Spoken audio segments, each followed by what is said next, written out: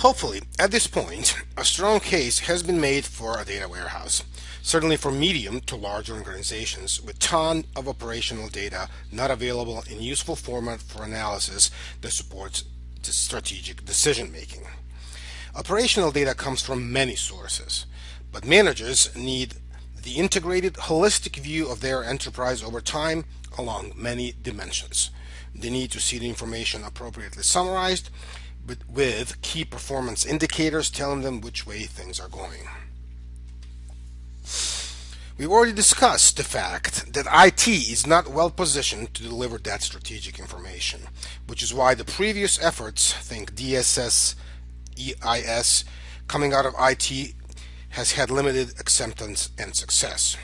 We saw that business users who are subject matter experts or SMEs in their fields are the ones that need to drive the design and use of DWBI systems. These systems need to be separate from the operational systems, but they obviously feed off of it. The operational data, once extracted, however, needs to be cleansed, transformed, and loaded into this new environment. This data needs to be organized in a way that is suitable for business analysis along the major facts and dimensions of the various business processes. The complex queries and ad hoc analysis can be performed seamlessly in such a system and add real value to strategic decision making.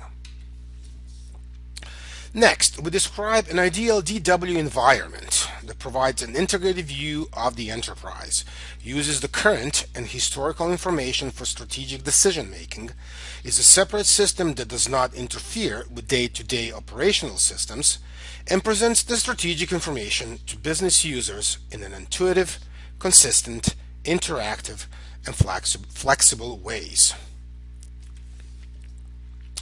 This kind of a system is ideal for data analysis and analytical processing. It is entirely user-driven and adaptable to the often unpredictable back-and-forth patterns of complex business analysis.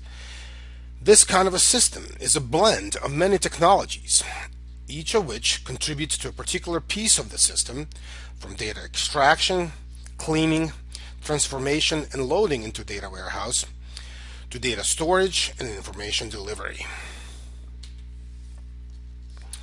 This slide shows the few of the original DW definitions. The first one addresses the use of DWBI systems by knowledge workers we discussed earlier in this presentation. Kimball's definition emphasizes the simplicity of the star schema design for efficient query and analysis. Inman's definition sounds a little bit more abstract, but lists the important aspects of the data warehouse that are discussed in more details on the next few slides. The first aspect is subject-oriented. So subject-oriented attribute means that the warehouse is suitable for analysis along major subjects such as sales, inventory, product, or customers. The next is integrated, which means that the data from various disparate or different operational sources is combined, standardized, scrubbed, and then loaded into the warehouse. Time variant. This means that the warehouse includes historical data for trend analysis. And finally, non-volatile attribute means that it is separate read-only system that is periodically updated with new data. Current data is never updated regardless of what happens to the operational system. So, the Inman approach is to have an all-encompassing enterprise data warehouse, or EDW, where the data is held at the lowest possible level of granularity, which we'll define a little bit later on, available from the operational systems, and represents the single version of the truth, and that is the key piece to his approach. Because of the comprehensive nature of these EDWs, or enterprise data warehouses, they're often difficult to fully design and implement. On the other hand of the spectrum, one can start with a single data mart, often on the most important subject area like sales, built typically for a single department like the sales department. Data marts are relatively easy to grasp visually, mostly as single sales facts table surrounded by multiple dimensions such as customer, product, time, store, etc. They tend to have more summarized data at a lower granularity, which makes them even easier to understand.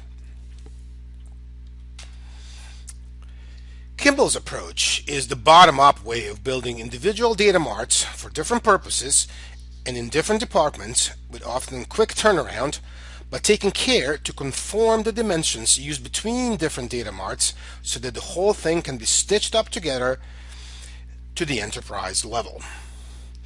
A hybrid approach between the bottom-up with multiple data marts while building the overall enterprise level warehouse is often the compromise between these two approaches, one of Kimball and one of Inman.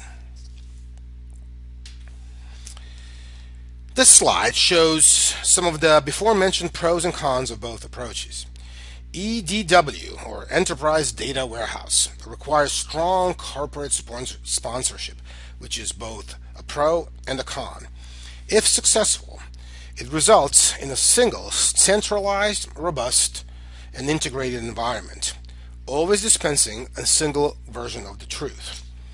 However, the risk of failure with the top-down approach is significantly higher when compared with more tempered bottom-up data mart approach. That approach too has pros such as quicker adoption by users, lower risk of failure, but also a number of cons, chief among them the risk of disintegrated system with inconsistent data and unconformed dimensions. This is not a good place to stop.